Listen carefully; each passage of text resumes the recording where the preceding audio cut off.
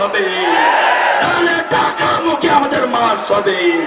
আমরা গণভবন ঘেরাও করব, আমরা ডক্টর ইউনূসকে ঘেরাও করব, জেলখানার তালা ভাঙবো, আমরা এটিএম আজহার ভাইকে মুক্ত করব।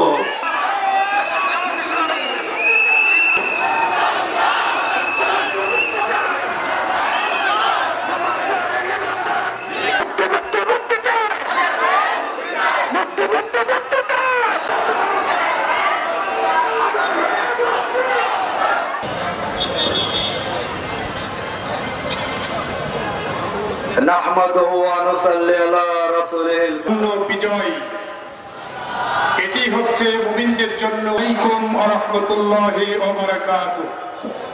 নওগাঁ জেলার সাবেক সংগ্রামী সভাপতি করে পালিয়েছে এদেশের সংসদ সদস্য।